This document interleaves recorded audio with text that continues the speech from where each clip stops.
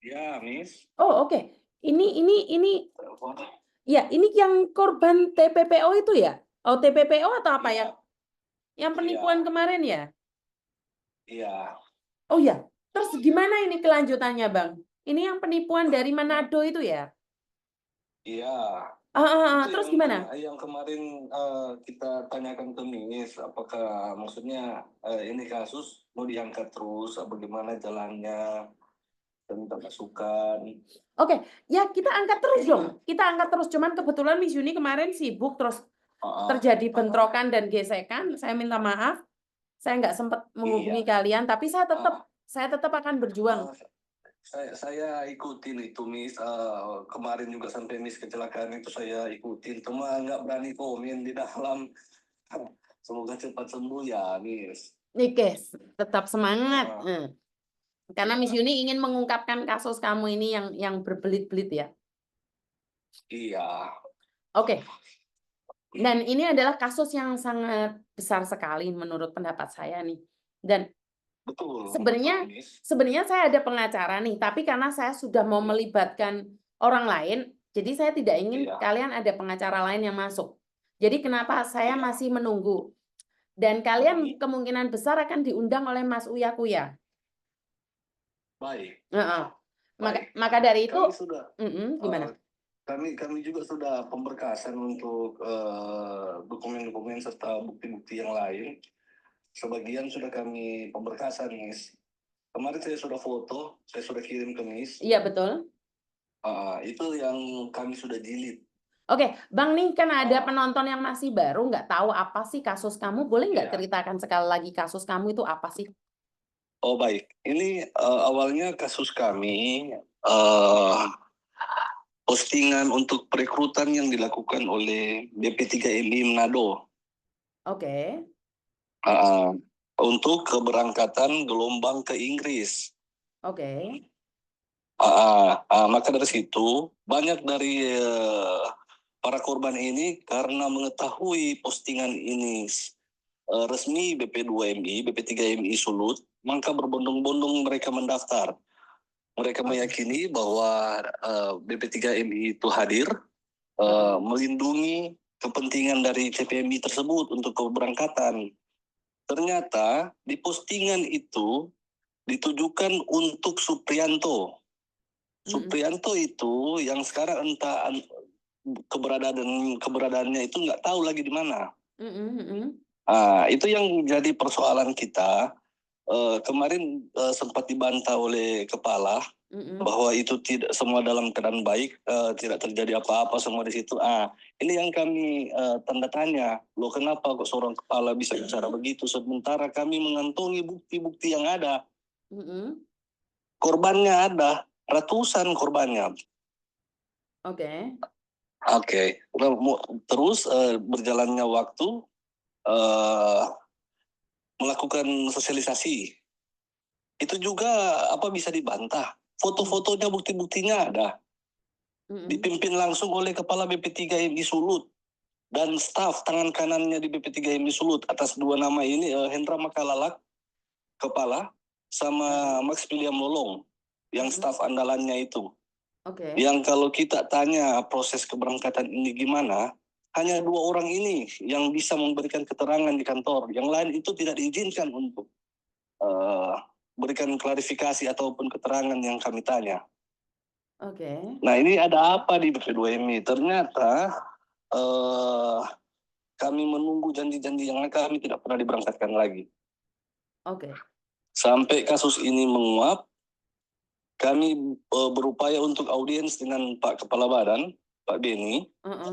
Oke, terjadilah audiens, kita meeting Zoom. Di situ Pak Beni menekankan bahwa Pak Hendra Makalalak harus menyelesaikan persoalan ini secara cepat. Ternyata berselang 1 bulan kemudian dikirimlah kami tim sus. Katanya Satgasus untuk penanggulangan TPPO di daerah. Ternyata maksud mereka, kedatangan mereka itu hanya untuk mengambil bukti-bukti kami, meminta bukti-bukti kami Dan setelah itu dibawa ke Jakarta dan tidak pernah diproses. Dan bukti-bukti kami tidak pernah masuk ke Inspektorat BP2MI selaku petugas yang berwenang di dalam lingkungan BP2MI. Inspektorat BP2MI itu mengetahui nanti tahun 2023 bulan Desember tanggal 27. Oke. Datang tim Inspektorat BP2MI itu diketuai oleh Pak Alamsyah. Diperiksa itu kantor selama sampai tanggal 30 Desember. Di situ kita sudah bercerita, Mas, bahwa memang terjadi kesalahan di dalam. Ada yang tidak benar di dalam. Okay. Dan di situ kita sampaikan juga bahwa sampai Max itu ditanya, diperiksa, apakah memang bisa pegawai BP2MI itu yang bukan pegawai diizinkan memakai logo-logo BP2MI. Di situ pegawai ini menyatakan bisa, tapi di depan langsung di situ langsung di-cut oleh Pak Alamsyah bahwa itu tidak bisa sama sekali. Oke. Nah, itu yang 2 orang ini yang dipakai, ditempatkan di tempat perekrutan. Oke, sebentar. Jadi seolah-olah saya potong. Artinya adalah orang-orang tersebut memakai logo BP2MI untuk perekrutan orang. Ya, menyerupai memakai seragam yang menyerupai BP2MI plus logo centang biru itu. Jadi seolah-olah mereka ini adalah petugas BP2MI yang mengawasi perekrutan di tempat perekrutan. Itu jadi korban-korban semakin percaya, Miss. Bahwa diawasi, memang benar-benar diawasi oleh BP2MI. Begitu. Langsung para korban ini dimintakan untuk menyerahkan uang pendaftaran sebesar 5-15 juta, bervariasi. Tidak sama semua, berbeda-beda. 5-15 juta. Bahkan ada yang keluarkan uang sampai 22-23 juta itu karena 2 orang. Suami istri. Begitu. Setelah itu kita ke kantor BP3MI itu menanyakan lagi bagaimana prosesnya. 1-2 bulan ke depan tidak ada tanggapan, Miss. Kami hanya diminta datang, mengisi absen, duduk-duduk dan pulang. Hanya itu terus yang dilakukan. Sampai akhirnya kami desak untuk bikin laporan ke polisian.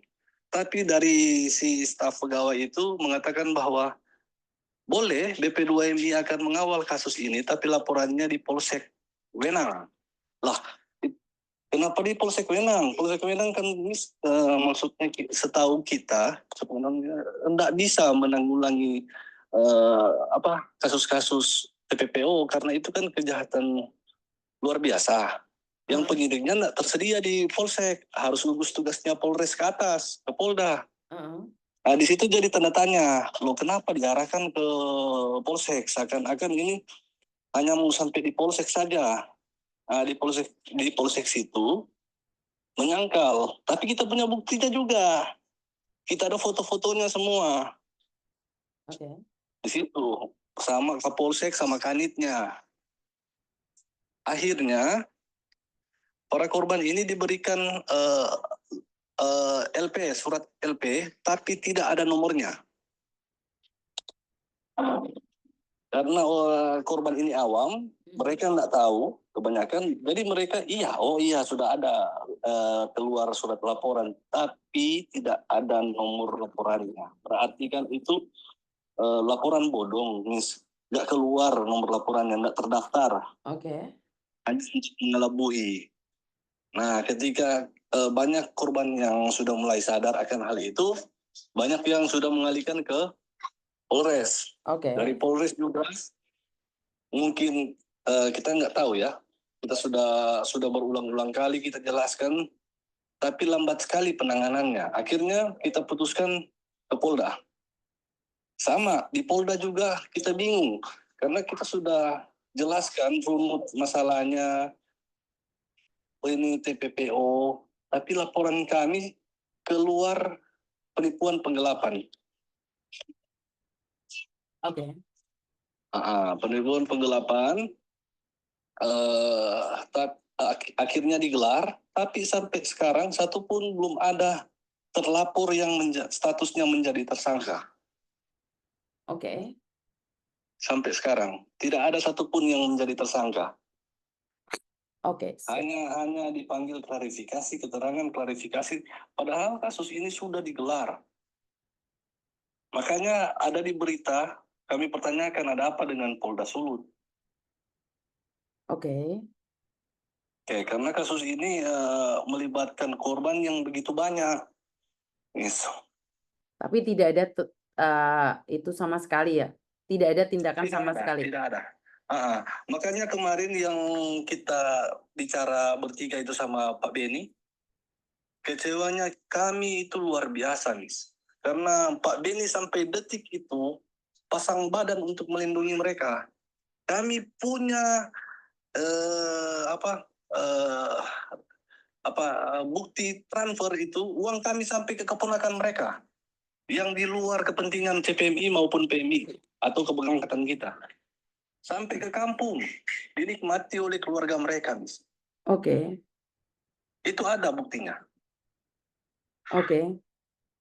Itu yang kemarin sempat kami dengar itu yang dari pengakuan dari Pak Beni bahwa Inspektorat menyatakan BP3 yang disulut itu baik-baik saja punya suratnya. Saya nggak tahu ya, Miss, prosesnya di dalam kantor mereka, tapi di sini Pak Alamsyah sudah menyatakan terjadi kesalahan di dalam. Oke. Bahkan Pak Alamsyah yang mati-matian mengurus kasus ini supaya bisa tertangani secara baik dan kekeluargaan. Oke. Diketahui oleh Pak Sestama dan Pak Inspektur. Ya. Tapi akhirnya sekarang waktu tanggal 27 Februari pas pelantikan P3K-nya BP2MI, Hendra Makalalak dinonjolkan. Itu yang Pak Beni katakan political will-nya beliau.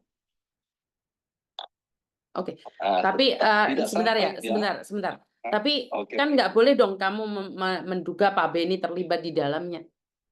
Kan tidak terbukti.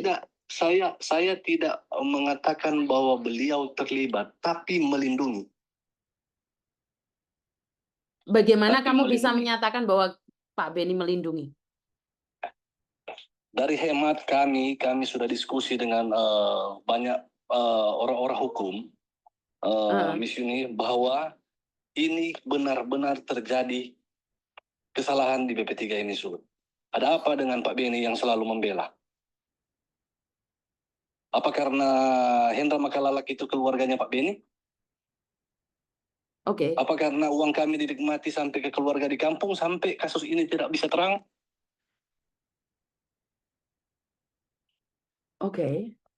Iya. Makanya di situ saya tidak bilang bahwa ini dia terlibat. Tidak. Saya mengatakan bahwa dia melindungi. Karena otoritas jabatan beliau. Itu yang beliau katakan political will-nya beliau. Oke.